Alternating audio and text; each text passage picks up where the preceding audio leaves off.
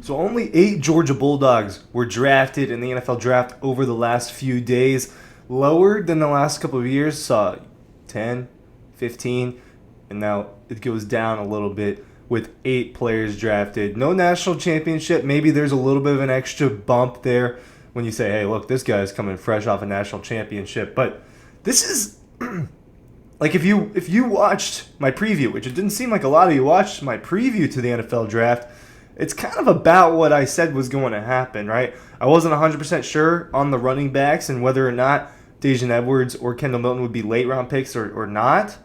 And it turns out that they did not get drafted. So Kendall Milton was left on the board. Daijun Edwards was left on the board. Marcus Rosemary-Jacksaint was left on the board. Dylan Mote was left on the board. So a few guys were still out there. You get Daijun Edwards signing as an undrafted free agent with the Steelers. It looks like Kendall Milton is doing that with the Eagles. Marcus Rosemary-Jacksaint doing that with the Commanders. So they're finding landing spots, but not. They didn't get their name called, right? Whether it had been round 1 or round 7, they didn't get their name called. Real quick, the 8 who did, right? And what I'm gonna go do, what I want to do here. So this is, if you like the draft a lot, stick with me, right? Because this is my reasoning behind it. Just kind of explain, hey, this is what happened with this guy. Here's why he went here, right? And so I'll explain it, right? Ryan Curley from Dawg Post talking about the NFL draft, recapping it for you. This is closing the book, right? I said the last time I made a video talking about Brock Bowers, talking about Nick Saban's comment. We'll talk a little bit about Brock Bowers here. We're kind of closing the book on these guys. So let's cap it off by discussing why they went where they went in the draft. The newsletter, by the way, the Dawg Post newsletter, I have that linked in the description down below. Make sure you're checking that out if you haven't. And if you've already signed up, which is free to do, by the way, appreciate you very much. Brock Bowers, pick 13 to the Las Vegas Raiders. Oh, man, I felt bad for Brock. He looked pretty sad, right? I don't think that the Raiders is a great situation. I thought that was one of the worst places that was realistic for him to go to, for him to end up at. But pick 13. We live in a world. I just want to make sure that people are aware of the way it goes on. And this is how twisted the draft can be sometimes. This is how the draft is, can be based on need or when players fall in love with a guy, or when GMs and coaches fall in love with a player. We live in a world where Bo Nix and J.J. McCarthy were drafted ahead of Brock Bowers. At pick 13 to the Raiders. Brock is obviously one of the 5 most talented guys in this draft. There's really no disputing that. And if you look at everyone's big board, he's in the top 5 in almost all of them. He's in the top 3 for some of them. I would have had him as a top 3 player with Caleb Williams and Marvin Harrison Jr. I thought that those were 3 generational talents right there. And I don't know how you let a generational talent fall to 13. There are a couple of reasons, though. Reason number 1, there was the itch for quarterbacks in this draft. Michael Penix Jr., J.J. McCarthy, and Bo Nix, to me, were not players that should have been drafted ahead of Brock Bowers. I understand it with Jaden Daniels and Drake May at the top of the draft. It's a different story. But people trading up to go get their quarterbacks, they're afraid they're going to be gone. Well, that leads to Brock Bowers slipping a couple extra picks. I thought the Jets might take him. They end up going in a different direction. They moved back a spot at number 11. Thought that they might take Bowers there at 11 when they moved back. Thought that Tennessee might have been in the mix. Offensive line kind of seemed imminent for them. The Bears could have, but they ended up going with Rome Odunze. Can't really blame them, but I do think Bowers is a better player than Odunze. The Giants go Malik Neighbors. I honestly get it with Malik Neighbors, right? Electrifying wide receiver. They need that over there. They need that badly in New York. Those are some of the reasons. The other reason, the Kyle Pitts debacle, right? The Falcons take him at 4 in the 2021 draft, generational tight end. Well, you get another generational tight end. Depending on who you ask, Brock is better than Pitts. He is, if you ask me, it's close in terms of how they are as a prospect.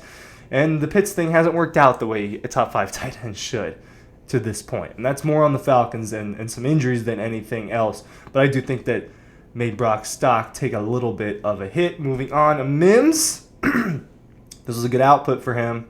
This was a good output for Amarius Mims. Knew he was going to be a first-round pick. Ends up being pick 18, a little bit earlier than I thought. I kind of thought he was going to be a guy in the 20s. The Bengals take him. Reasons why it's a good situation for Amarius. 1, the money of being a first-round pick. The earlier, the better. 18 was a solid spot for him. I think that the Bengals are a good football team. He gets to block for Joe Burrow, and I think he's going to get to sit this year. And for Amarius Mims, development is important, not necessarily because he's not good. He is good. He just hasn't played a lot, and experience is super valuable. Go ask any NFL player. Go ask C.J. Stroud. He's been given a lot of tidbits. Amarius Mims, I think, ends up going a good spot because I think he'll get to sit this year unless they need him, and then be a tackle in the following year when they've got some expiring contracts at that position. So Amarius Mims, I think, is a future piece for them. Those were the only 2 guys in the first round. You move along to the second round. They get 3 guys in the second round. The first one that came off the board, Ladd McConkey to the Los Angeles Chargers. When the Chargers, I was on the phone with my buddy, and I was texting another buddy when the Chargers were on the clock. And he was like, it's Neighbors here, right? It's Neighbors here. And I was like, no, I think they're going to go offensive line. They're going Joe Alt, picks Joe Alt. Both of my friends, they're like, well, dude, who is Justin Herbert throwing to? I said, Ladd or Xavier Worthy or A.D. Mitchell or any of those guys available in the second round, they're going to have to go get one. Guess what? They went and got Ladd McConkey. So Ladd has an opportunity to push to be the wide receiver 1 in Los Angeles, or the Chargers. I think that he will be on the field immediately. I think he'll be an impact guy. Good value for Ladd, right? He was rumored to maybe be at the end of the first round, goes in the first few picks of the second round. Incredible spot for Ladd. Incredible story for Ladd McConkey. And he gets Justin Herbert throwing a ball, one of the better quarterbacks in football. So I think solid spot for Ladd McConkey. I don't think that's a bad spot for him. As far as his draft value, being in the first few picks of the second round, I don't think that he would have told you that back in North Murray High School. Don't think he would have told you that up there near Dalton. Moving on to Kamari Lassiter. I listened to the Texans GM talk about Kamari Lassiter, and I loved it. Look, obviously fandom gets twisted here when I cover the Georgia Bulldogs, and I've got to be unbiased, and I've got to do it in a professional way. But Kamari Lassiter was one of my favorite players to watch the last couple of years for the Georgia Bulldogs. He was probably my favorite player on the team last year. Him and Javon Bullard, the guy I'm going to talk about next. I really love those guys, real dogs. Just fun to watch play football. And Kamari Lassiter doesn't have a good time in the 40. Doesn't have insane measurables. Their GM talked about how much he's going to help the Texans, how much they can put him in multiple spots. They can flex him out. That Kirby is one of the best defensive back coaches in the country, not just football. Not just college football, but just in general. Kirby's one of the best defensive back coaches in terms of technique and getting guys ready for the next level. Loved hearing about just how Kamari Lassiter wants to be out there and they want him to be a part of the Texans defense. Thought it was good. Javon Bullard going to the Packers. Another second-round pick a little bit later in the second round.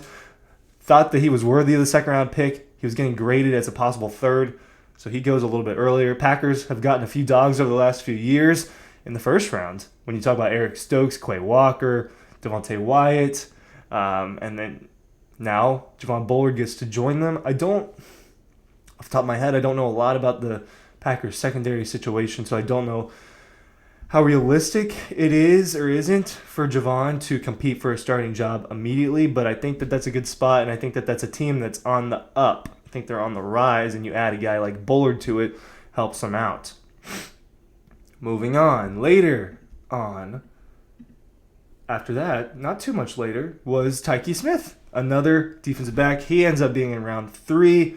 Look, safeties weren't valued super highly in this draft. They weren't seen as generational. They weren't seen as first-round guys.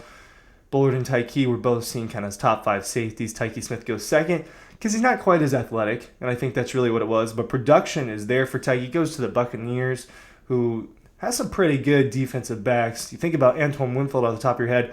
If you're Tyke Smith, you can play more than one spot. I think that's good for his case to get out on the field early. Cedric Van Pran, I told you it'd be really hard to predict with him, interior offensive lineman, a guy that can play center or guard. He ends up going round 5 to the Bills. It's not surprising. Anywhere between 3 and 5 is what I thought was going to happen. It ends up being on the later end of that, but round 5 is not terrible. Zion Logue, a guy I wasn't sure about. He ends up going round 6 to the Falcons. Falcons love taking Georgia Bulldogs in the later rounds. You'll get it over the last couple of years. You see guys like John Fitzpatrick. Now you're seeing Zion Logue. Will he play? As a Falcons fan, I'm not sure. They needed a defensive tackle, though, and he helps them with that depth. Wide receiver Marcus Osby-Jackson did not get drafted right. He's signing with the Commanders. And I think that you probably should have drafted Marcus. NFL hands, NFL size. I don't know. Deep wide receiver draft. You see A.D. Mitchell fall. You see Jermaine Burton go in the third round. You see guys that don't really make sense get taken ahead of Ladd and A.D. Mitchell, in my opinion. So I think that's the story there. With the running backs, look, this was not a good running back draft, which is the general consensus. And Kendall Milton and Dejan Edwards were not viewed by the consensus as the higher-end guys in this draft, so their value was low. Wasn't sure if they were going to get drafted. They ended up not. Definitely both worthy of being undrafted free agents. I thought they were worthy of late-round picks. So Milton and Edwards find homes in Pennsylvania, each of them, right? Pittsburgh and then Philly with Kendall Milton. I don't know if they'll ever get on the field. It's a good question. Milton has the traits. Edwards has traits. They both have different NFL traits. Neither of them getting drafted kind of tells you the story of the position right now, where the value is just not high. And, you know, the first running back, I think it was in the second or third round, there wasn't a single guy that was sniffing the first round.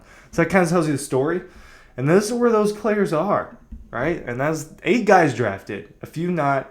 It's a good output for the Georgia Bulldogs, though. Next year, we'll look ahead at that pretty soon. I'll do a way too early 2025, but I think it could be even better for the Georgia Bulldogs, especially in the first round. Thanks for watching.